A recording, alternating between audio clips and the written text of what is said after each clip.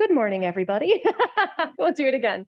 My name is Erica Youngst. I am the Director of Alumni Relations here at the school, and it is truly my pleasure to see everybody here and everybody online to be able to kick off what is one of our first sessions here to celebrate you, and hopefully you get to have some opportunity to connect with one another and connect with this place, which we all appreciate.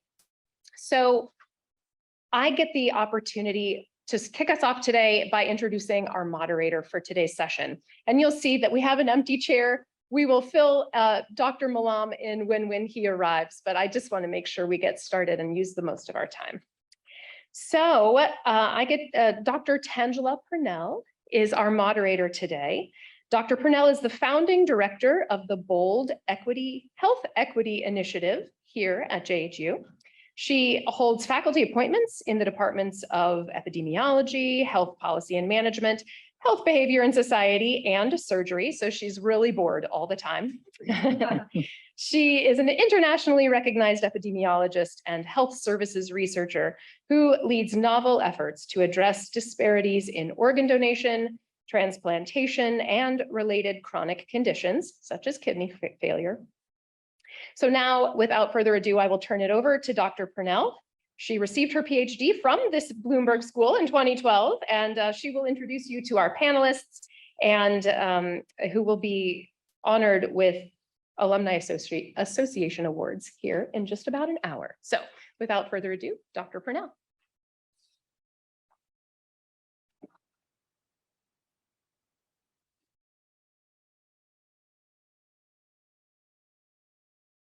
So good morning, everyone, and thank you so much, Erica, for the warm introduction. It's always great to be here, and there's no exams involved, right? So often thinking about this hall, we think about biostat or some other exam.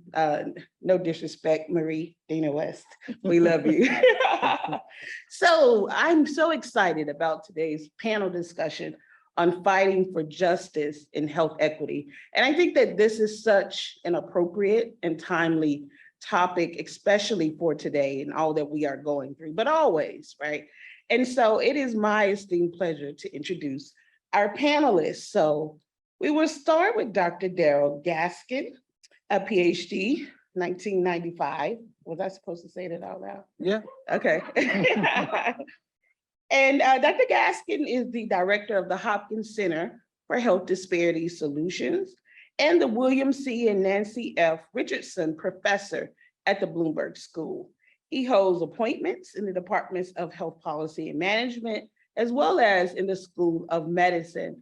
And he is an internationally known health services researcher and health economist who has expertise in addressing barriers in access to care for vulnerable populations, safety net hospitals and their roles in perpetuating health disparities, as well as the effectiveness of place-based interventions for addressing racial and ethnic, as well as socioeconomic disparities in hospital care. Dr. Gaskin, you may be aware that anytime I get to be in this hot seat of moderator, I like to put other folks in the hot seat as well. And so we like to play a little game called Share One Fun Fact. Would you mind sharing one fun fact about yourself that others in the room may not yet know? Well, I guess there are two things. One, in September of 1990, I was a student coming into Johns Hopkins, sitting in this very room, being welcomed in that class of a cohort that came here in 1990. So it's really sort of surreal, sort of being here on this stage at this time. And the other thing is that at the same time, I was a minister of a church in Washington, DC, became the pastor of that church later on that same year. So I was a first-year graduate student and a pastor of a church. And the thing is that nothing has changed. I am still at Johns Hopkins and I am still at that church, you know. So I just have not done anything. I must not have done anything over the last 32 years. So your fun fact is that you figured out the secret to longevity. We love it. Thank you, Dr. Gaskin. Our next panelist is Miss Kiana. Oh, Lord, I forgot it again. Kaleikini. No, Kaleikini. Kaleikini. Kaleikini. I got it. Kaleikini. And Miss Kaleikini, oh, is this the right one? No, there's an updated one for you. My apologies. This is the outdated introduction for you. I'm looking at it right now.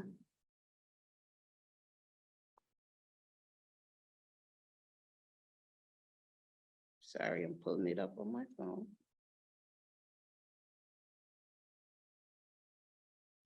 Okay, so she is the senior epidemiologist for the Navajo Nation and has supervised the New Mexico state government's pandemic response. She organizes COVID-19. Is that the old one? Okay, so let's try again. She leads the state pandemic response. Okay, she has organized multiple COVID-19 relief aid groups that serve tribes across North America, and she co-founded a nonprofit in the Southwest that focuses on water access and justice issues on the Navajo and Hopi nations. And so let's start over. She leads a state pandemic response team in New Mexico and also served as a senior epidemiologist on the Navajo Nation, as well as her work as a co-founder of this nonprofit. And so will you please share one fun fact with us about yourself? I'd say the funnest thing about me, which always takes everyone by surprise because of my professional life. I think there's my apologies note about. Yeah, I forgot about that. One thing I think everyone is always surprised about me, just because of like the professional life that I lead, is I'm very much into electronic music. And my friends and the sister and I are very much into the rave scene. And so we chase festivals around the country. And yeah, this comes off of the heels of being at Red Rocks in Denver last night, seeing a show. Nice. So which time zone is your body on this morning? All right, thank you so much for sharing that fun fact. Our third and final panelist is Dr. Adam Milam, who is a cardiothoracic anesthesiologist at the Mayo Clinic and an associate professor of anesthesiology at Mayo Clinic School of Medicine. Adam is also a 2012 graduate of the Bloomberg School. Kiana is also a 2020 graduate of the Bloomberg School, which I forgot to highlight as well. So Adam holds appointments in the Bloomberg School of Public Health as professor of practice at Arizona State University. And collectively, his different appointments have lended themselves to allowing him to be a national and I dare say international expert in addressing health disparities in adolescent substance abuse in neighborhoods and developing interventions to reduce adolescent exposure to violence, alcohol, tobacco, and other drugs. And so Adam, we are playing our game of fun facts. Would you mind sharing one fun fact about yourself? All right, sorry I was late. I caught a red eye and was rushing over here because I was working yesterday. So fun fact, I'm always at the hospital, but my fun fact was that I was gonna call myself a Hopkins kid. I did 3 degrees at Hopkins and went to high school literally in vision of Hopkins at City College. So I could see Hopkins from City College, and when I went to Hopkins, I could see City College. And so I always called myself a Hopkins kid because once I got here in 2004, I've never left, but I think Dr. Gaskin definitely has me beat. I was gonna say, yes. You both are playing the game of longevity, right? I love it. Thank you. Please help me to welcome all 3 of our panelists for today. And I didn't share my fun fact, my apologies. So I'll share 2 fun facts as it relates to our panelists. So the first fun fact is that Adam and I were classmates and both finished here in the Bloomberg School of Public Health at the same time. And we're both a part of the Black Graduate Student Association leadership team the same time as well. My fun fact about Darrell is that Darrell was supposed to teach one of my classes, but was gone. So all of the longevity at Hopkins, the one term I was supposed to take his class, I think you may have been at the University of Maryland during that time. Yes, yes. So those are a couple of fun facts about You're welcome to myself. take it this September. Hey, I'll come and sit in and sit at the feet of the expert in health economy.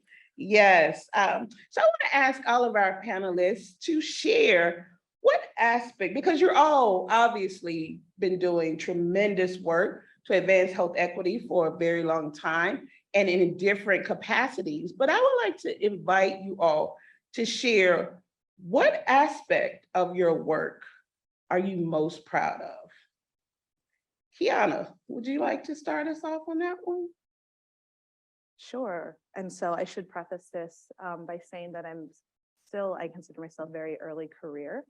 I graduated from here with my MSPH in 2020. And I definitely think that the pandemic really escalated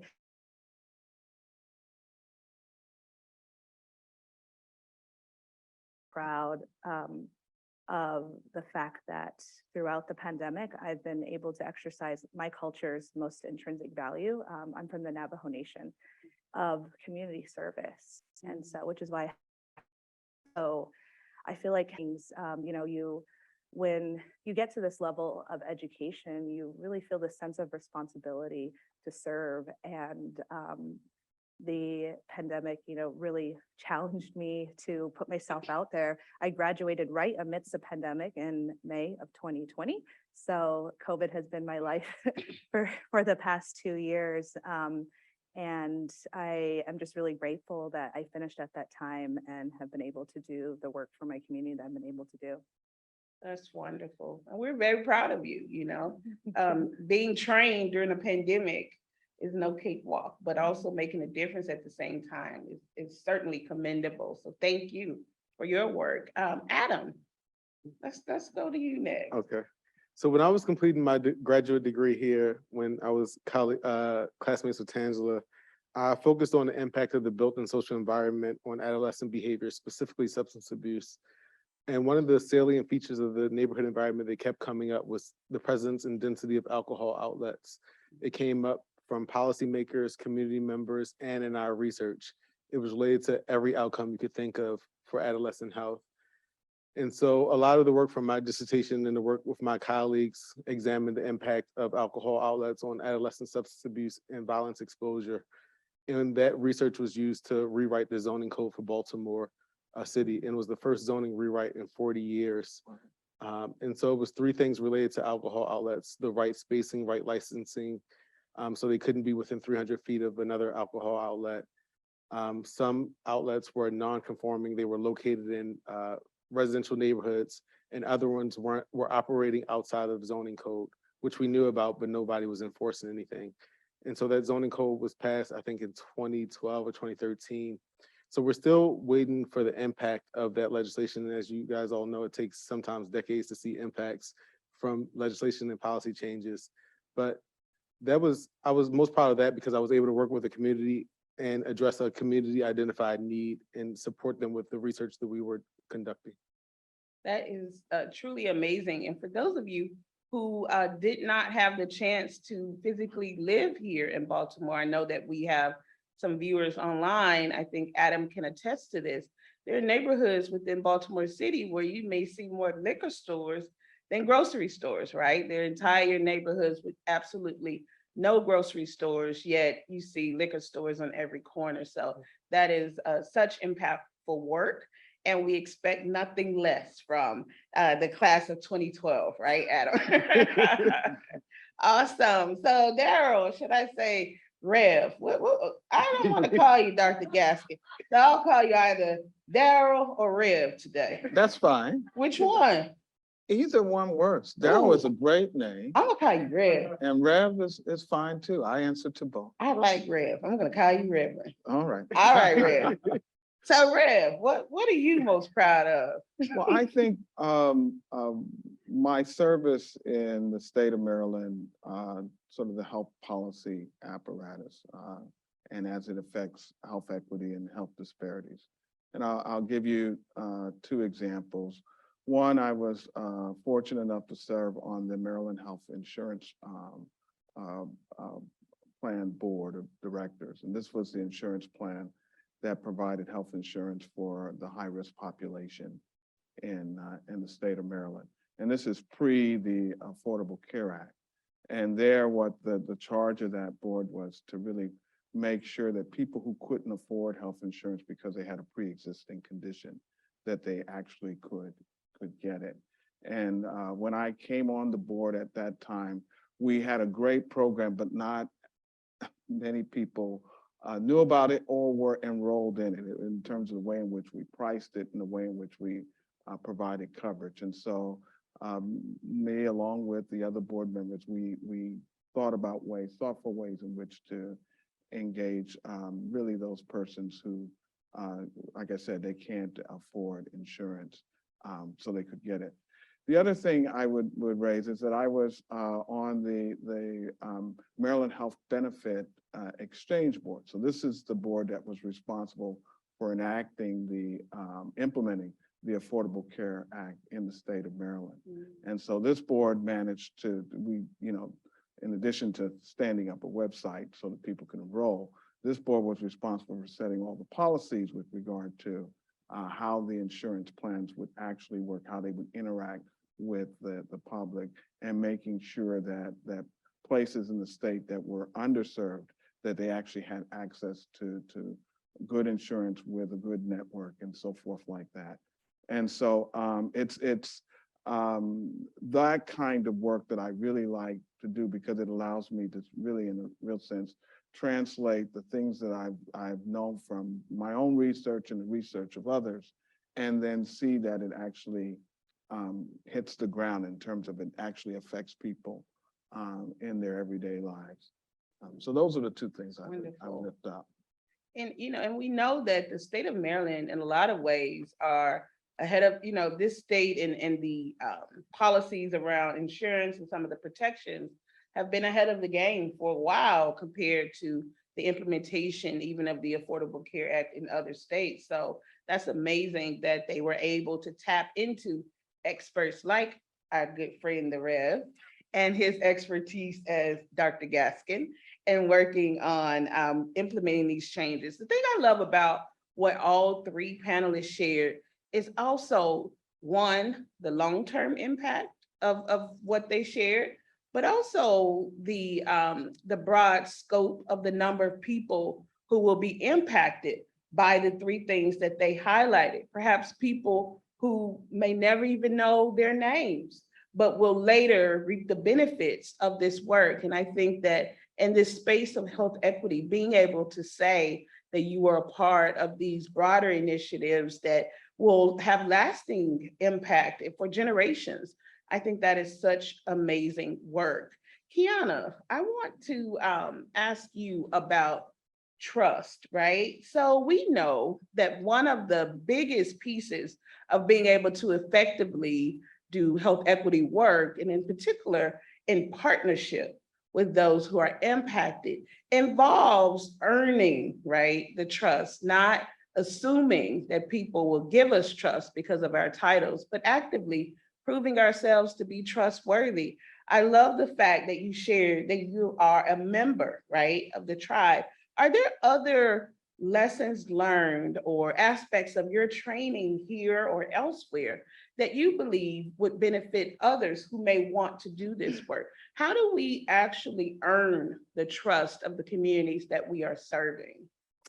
I think this is a really, really great question, especially for the perspective of working with Native Americans. With the extreme historical legacy of research ethics and mistreatment and exploitation of, not just my tribe, which has been victim to for a lot, but so many thousands across the world. I feel like there is this collective need, to build trust and credibility with the particular people that you're working with. And so one of the greatest teachings, I think, here, I was very grateful that a lot of my work in my MSPH program did focus on health equity. So that really, I felt like gave me the training I needed to an application of what it really means to be community led. And so I would consider myself a community member of the Navajo Nation. And then my colleague as well, who started the nonprofit with me, we're both from the Navajo Nation, and that really helps us because we are not there on another agenda, that we're truly just there to serve our people. And yeah, even so, coming from a bigger institution like this, I feel like you kind of get knocked down a few tiers on the ladder. And so I did have to do quite a bit of work to regain the trust of my community. And not that I had been jaded by upper education or city life, or I worked for state government. And, the biggest thing is that you have to be participatory and engaged locally on the ground. You have to do the work in the community. And so with my nonprofit Collective Medicine, we have a subset that focuses on water justice and access issues called Water Warriors United, where we haul water mostly to residents that are too rural or vulnerable or elderly. And yeah, for most of 2020, I was out there 5 days a week. I was still doing at the same time some pretty robust data collection and some informal needs assessments at the same time. But everybody saw me there, as a person from the community that understands the struggle and that is just there trying to help. I love so many aspects of your response, starting with being a member of the community is not enough within itself, right? I think that there are sometimes assumptions made that, oh, well, health equity research or health equity work is easier for people who are members of, certain communities that are vulnerable or impacted, because now you don't have to build trust anymore, right? They just see you automatically as a member. And I, can attest to the fact that identifying as a Black woman did not automatically earn me the trust of Baltimore, right? Darrell, Right. was it similar? So, Adam, you're a little different because you are the poster child of the city of Baltimore. Everyone in Baltimore loves Adam, and rightfully so. But for those of us, right, who were seen as outsiders coming in, we had to do the work. I had to learn, well, what does East Baltimore, West Baltimore, Holly City, all of these different things and aspects of the culture, but also what was the relationship of Hopkins with the communities around it, right? So having to actively do the work to prove that we are worthy of the community's trust.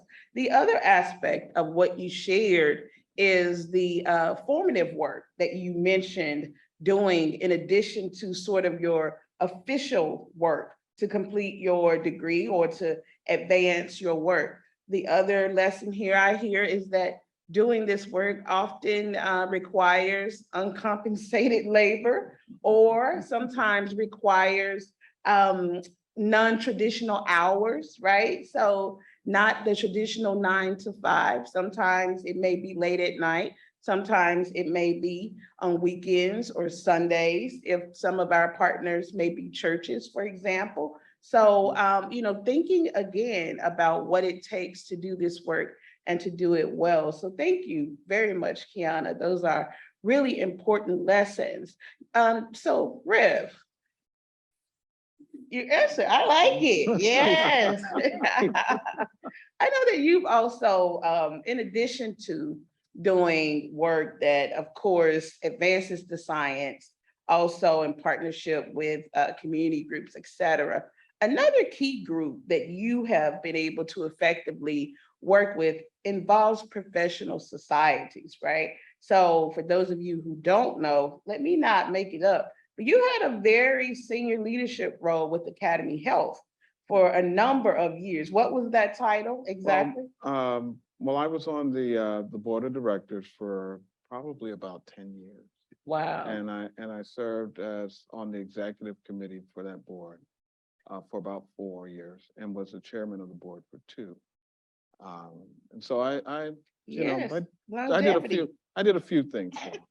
And for those of you outside of the sort of health services research and policy field, Academy Health is basically the leading professional society in doing that work nationally and recognized internationally. But what are some tips for those who may, whose work may lend themselves to working with multiple stakeholders across the board, right? So you have to keep your credibility with your scientists. You have to, meaning in New York case, scientists mean public health folks, as well as, I'm sorry, I'm gonna put economists in another box because, you know, you have health economists, but then you have economists who are not health economists who view the world very differently, right? Sometimes, but you have to keep your credibility there, as well as now with policymakers and with professional societies. What are some tips for how you either frame your messaging or how do you, you know, actively stay involved and recognized as an expert in your own right across multiple groups?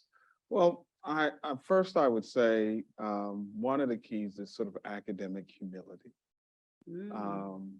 I mean, we do big science or team science, and especially in public health and in health services research, we have to work with people who are trained in other disciplines. And everyone has something to bring to the problem, the research question, and has some expertise that they have to lend. And so while you should feel very confident in your own training and what you do, you also have to have a mutual respect for the training and opinions of others, because the way in which we're going to find the answer to solve the problem that we're going to address is that we all sort of work together.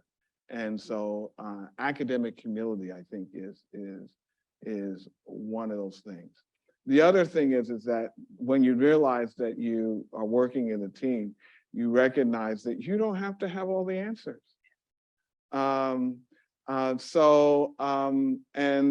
a result, by listening and thinking critically, and being willing to compromise, to be patient, to sort of wait and see how things are unfolding, I think really goes a long way. You know, I have a saying that I tell young faculty members. I say, you know, you should know your superpower and use it. Everyone has some talent or gift. So you don't have to sort of look around the room and see someone whose superpower that you admire and emulate their superpower. What you have to do is you have to sort of understand your contribution to the process, to the organization.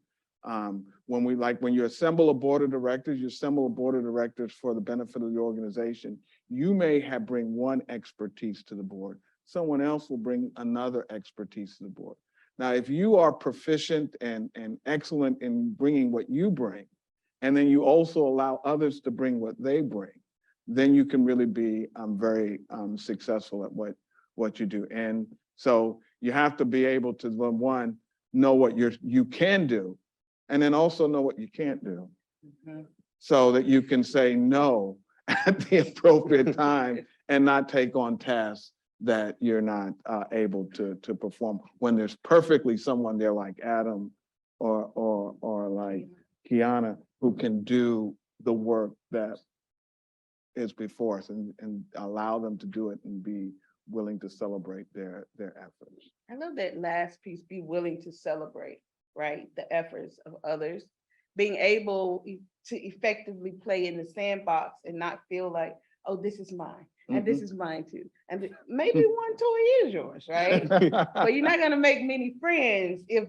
you, hoard all of the toys and have others just watching you, and you Right. keep inviting them back to the park to watch you play, right, with all of the toys. So I love that academic humility, but self-awareness, right? I think that one of the unspoken things, which I think you will agree with, is to never make up stuff, especially, meaning, not on purpose, right?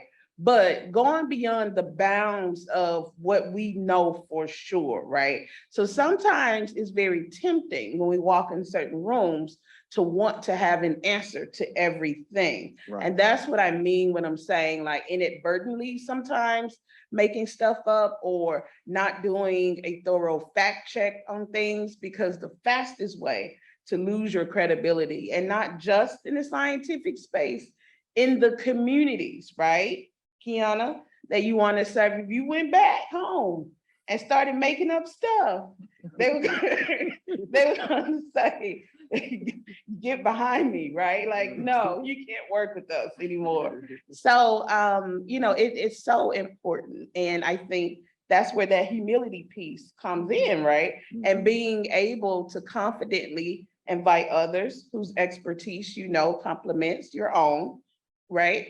As well as, I love it, celebrating the Right. work of others and not being afraid to allow others to shine. That's right. I love it. And you heard you had some amens outside when I heard a couple of amens in the audience a few times, Rib. So I think we over here, we cooking with something Right. today, right? That's right.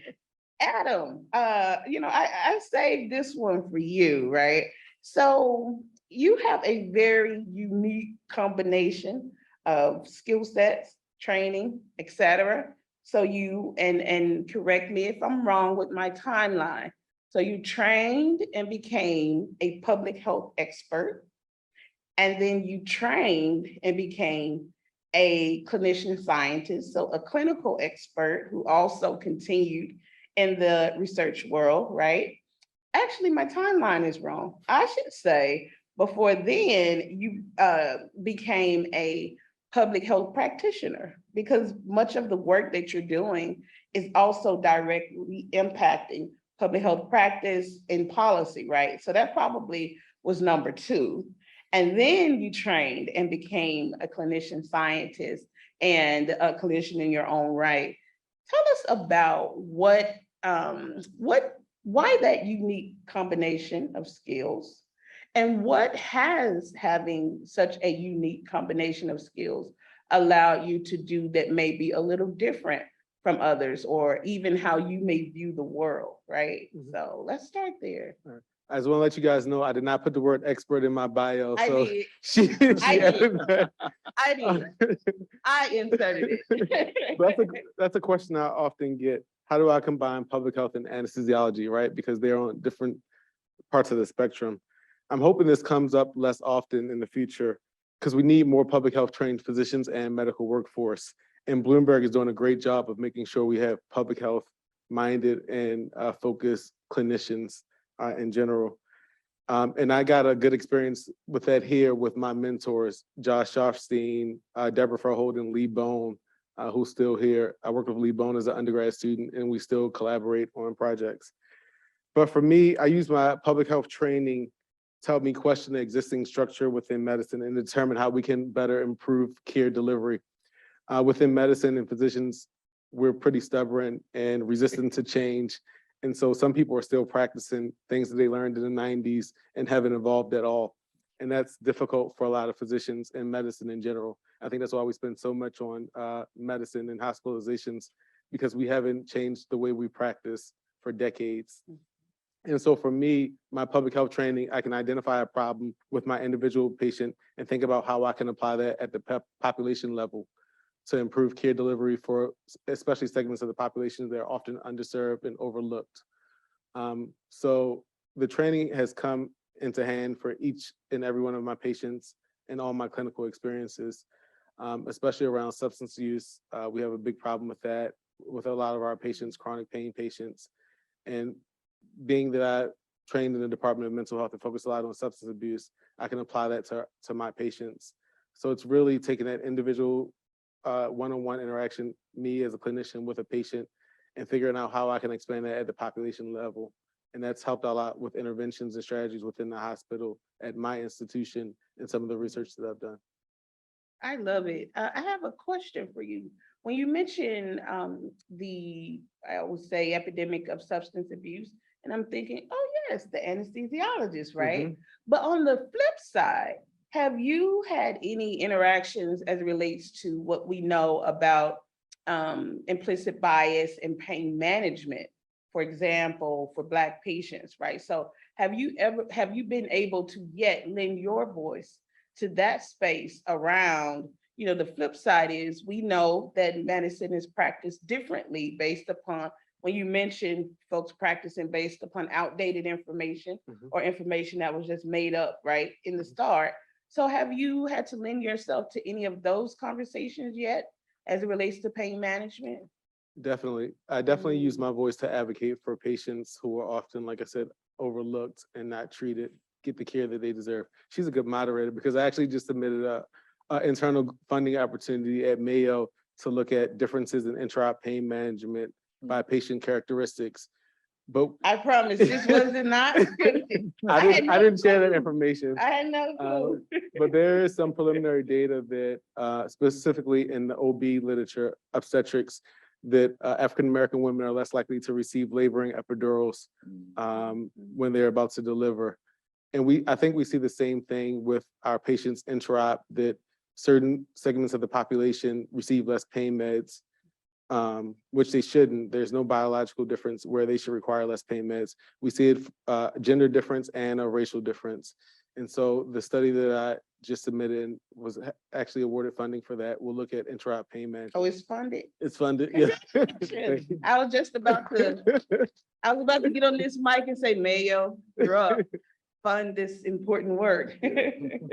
But it's funded. That's amazing. The other thing that I thought about as you were speaking is that I think your combination of training gives you street cred in some of these debates that we've all been pulled into. So for example, all of the conversations, especially over the last 2 years, about race-based variables and estimates within clinical equations.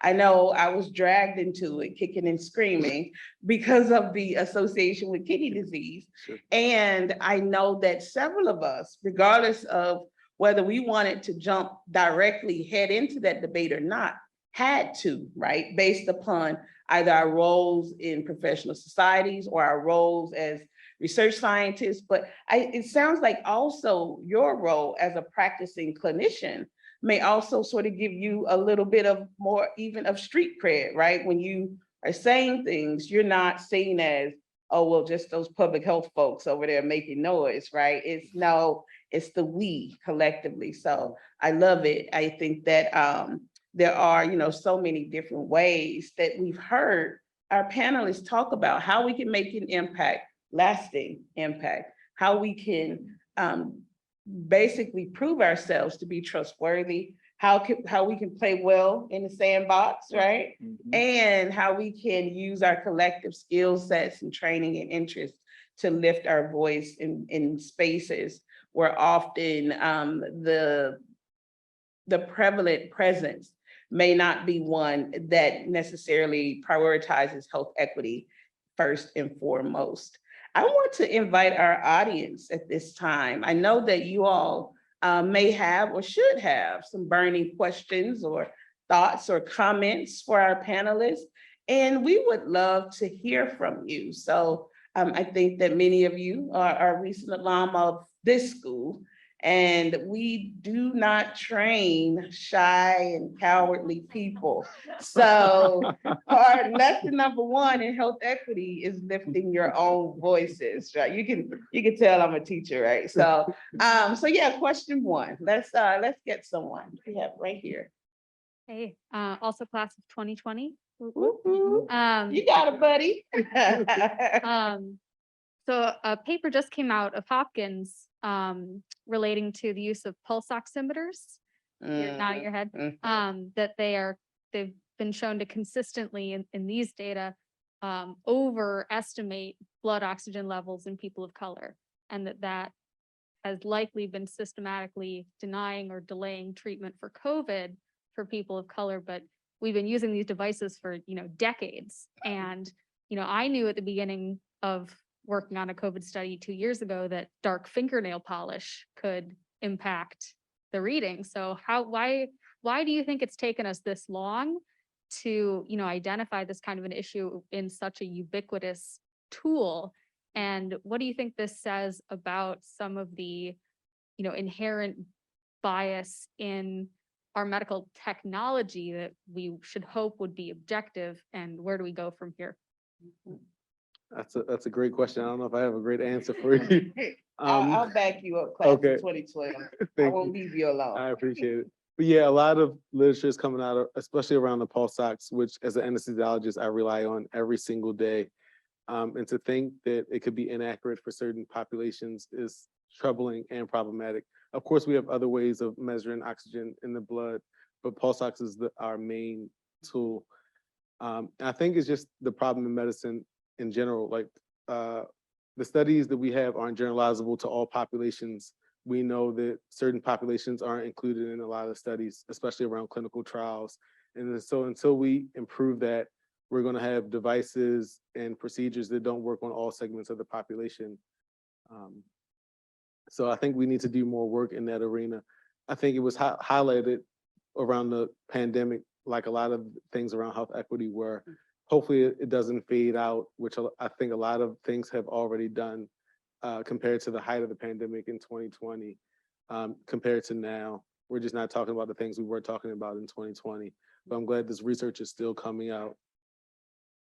I think that's a great answer. And just to also, like I promised, back you up, we know that in many of the other fields, like artificial intelligence, machine learning, computing more broadly, often not only do we lack a diversity of participants when many of these tools are being built, but depending on who built them, sometimes there are very few participants who are involved even in the design process itself. And I'm doing some work with colleagues who work in human-centered computing, which is why I know that to be quite a troubling fact. So that means that the biases, right, our own inherent biases, are basically being sort of dumped into these products when we are not actually working in partnership with a diverse population or even with anybody else outside of our own colleagues to develop these tools. One initiative in this space, which we hope will help a little bit, is called the Aim Ahead Initiative. So I'm working here with Dr. Roland Thorpe, who is the Deputy Director of the center that our great Rev directs. And so this initiative was funded by the NIH with the hope and the goal of bringing together the experts in artificial intelligence, machine learning, informatics, with those of us with expertise in community engagement, and thinking about also initiatives to increase diversity of the people building those tools, so that maybe you will even think about these things as being troublesome for particular populations. It reminds me of Zoom, right, in 2020. I don't know if it happened to anyone else in here, but I know we're trying to use those virtual backgrounds on Zoom. When it first came out, you were bobbleheads, especially if you were a person of color. It's like you just disappeared. And so in part was also due to a lack of diversity of participants in the building process. So great job, Dr. Milam, class of 2012. I know y'all 2020 trying to gang up on us, but that's all right. There were a couple of other hands, I believe, Erica. Thank you. So Kiana, I have questions for everybody.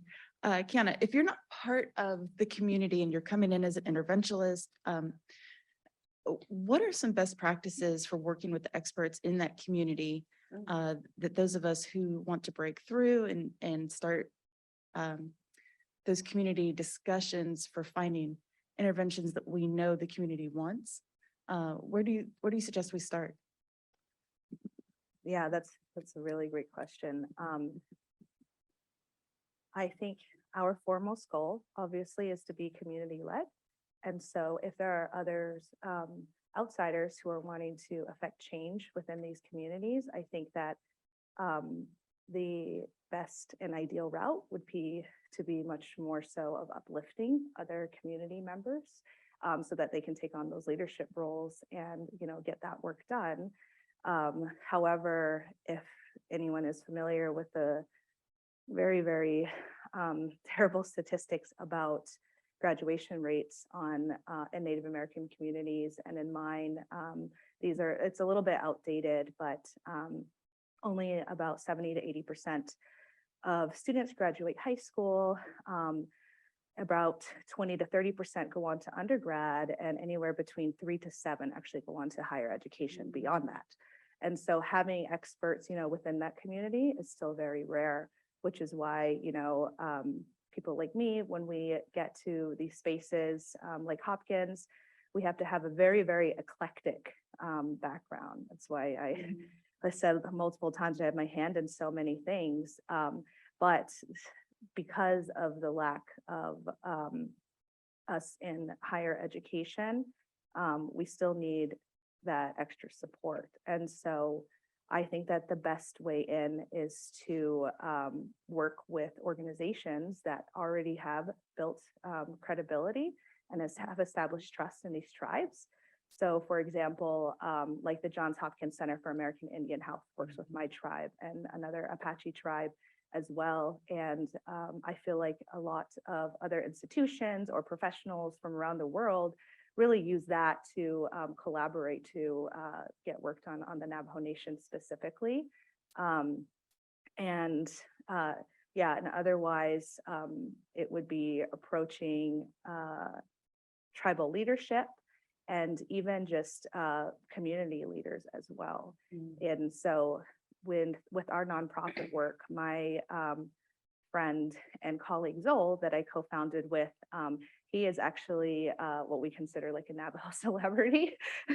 So that really helped out, honestly, with our credibility. But because he has gained so much trust of our community, people will approach him, like Patagonia, like reached out to him specifically, and even just people who, want to donate or want to test certain products. We have a product, like a water saving shower product that someone had approached us with.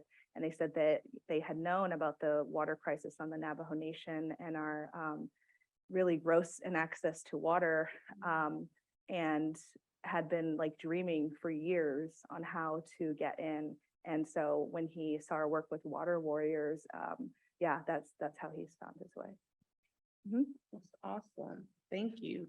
I just want to take a moment to ask whether there were any questions submitted online. I honestly have not been checking. So, okay, we're still good. All right. Any other questions or comments from the audience? Oh, I see at least 2 more hands. Sneak through this Wonderful. thing. Wonderful. You all passed. You earn your degrees. I love it. My friends are going to make fun of me because I always ask questions in class. My name's Aaliyah. I'm for the class of 2020. My question is, at the role of a clinician scientist is brutal. You're immersed in clinical work and you see disparities in care and you have to submit grants and it takes years to fight for data for inequities that you see every day. On the policy side, these inequities that we see every day can easily be determined by government forms and big data sets. That world, merging those worlds can be difficult unless you know someone like Josh or whoever.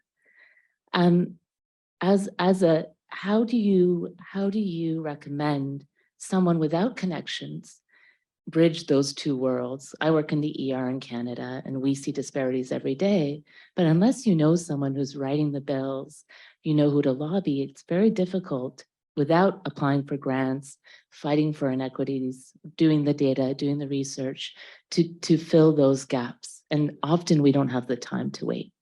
Definitely. It's very frustrating. And as an anesthesiologist, I have no patience, right? I give medication and it works within 30 seconds. And so to think about policy work that takes 10 years and grant work that takes 5 to 10 years, it's frustrating and it's difficult. But for me, I think the thing is you have to figure out a way to get all the stakeholders together, which can be difficult. So you alluded to that, but trying to get all the stakeholders together.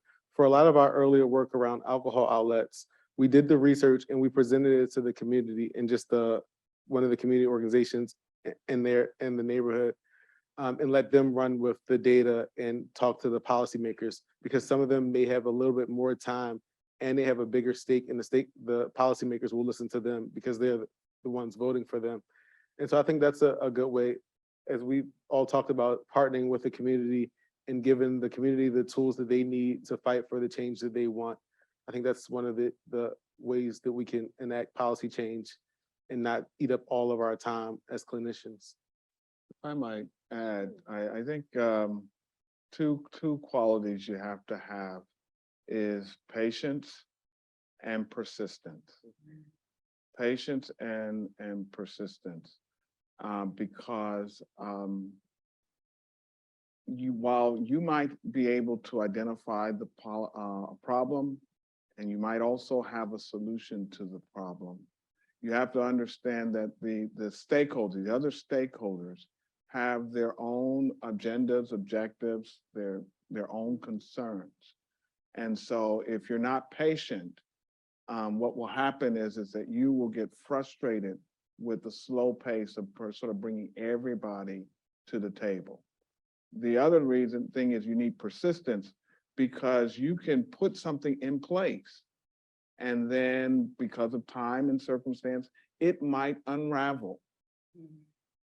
And when it unravels, if you're thinking that, wow, I can just sort of move from this thing to the next thing to the next thing, I got that done.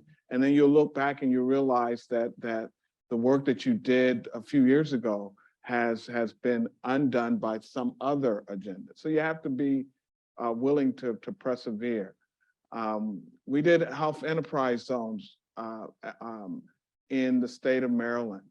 We managed to encourage the state under Governor O'Malley and Lieutenant Governor Anthony Brown to fund underserved communities so that they could solve some of their problems with regard to health disparities. A new administration came in, they allowed the program to sunset. And so we sat and we watched it sunset.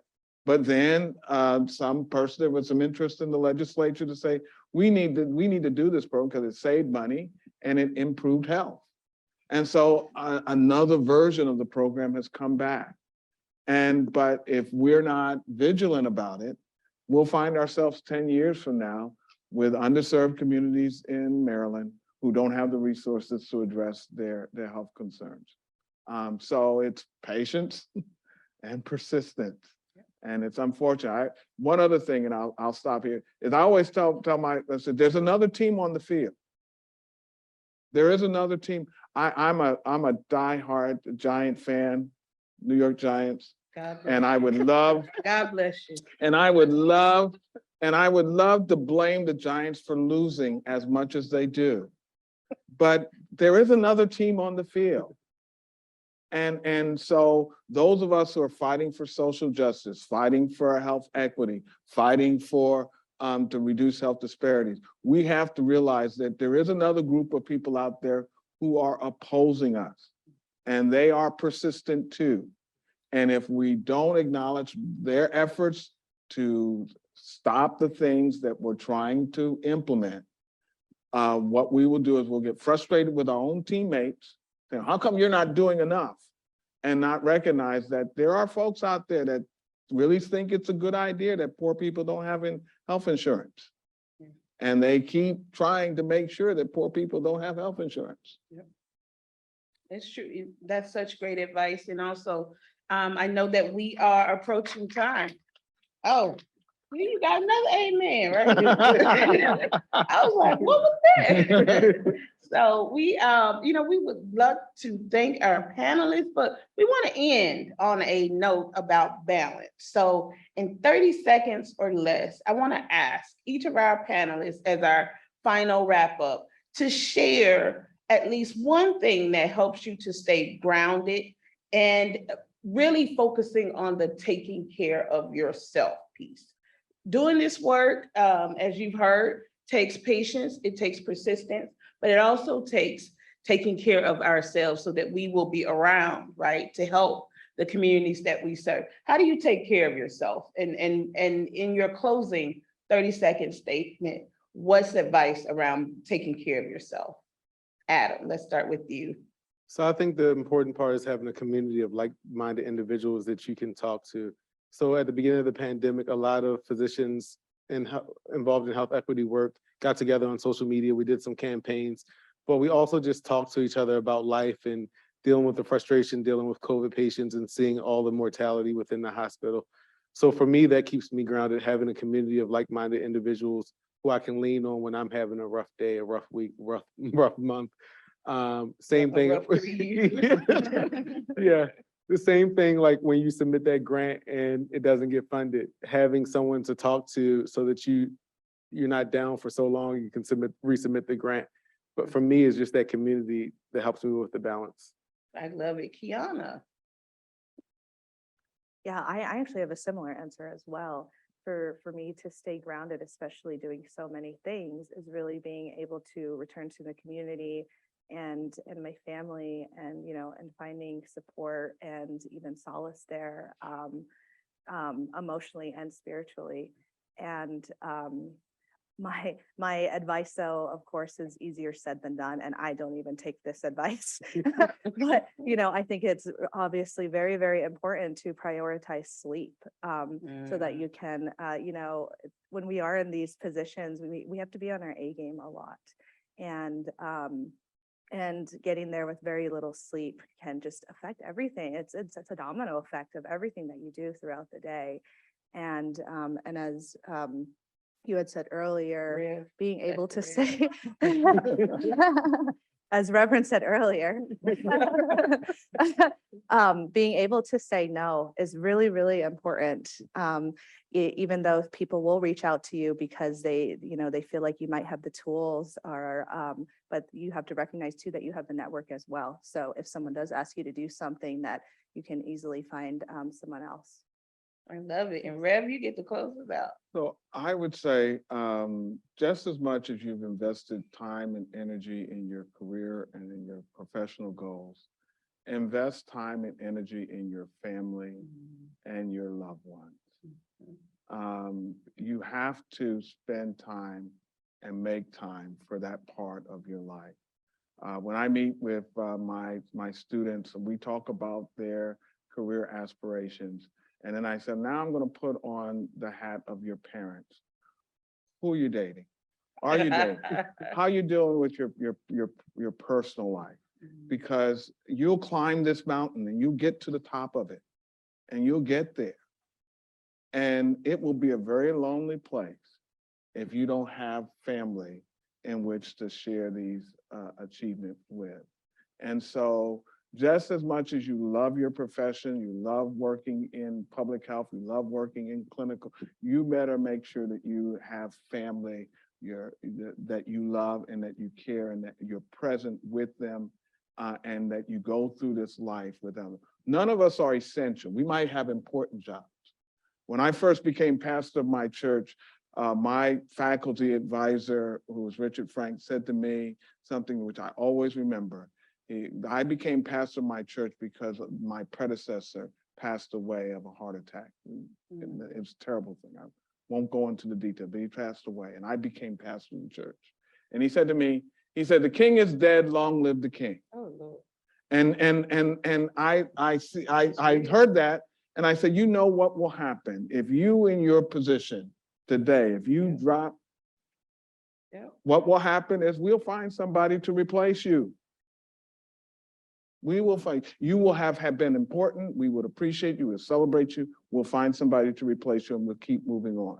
So you then need to be responsible enough to understand that my loved ones, my parents, my spouse, my children are important people in my life, and I need to invest time and energy in loving them and caring for them. And that way you'll maintain balance. And when you get to these places of celebrating, then you'll have somebody to celebrate with. So I'll I stop love there. it. And the church said, amen. Amen. Thank you all for being here.